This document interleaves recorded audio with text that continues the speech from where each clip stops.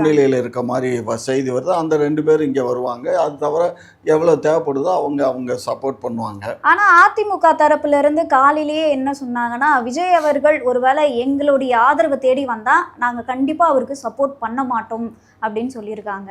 அப்படியா? அது எப்படின்னு எனக்கு தெரியலடா கண்ணா. ஏன்னா அது எடப்பாடி முடிவெடுக்கிறது இல்லை, புரிஞ்சுக்கோங்க.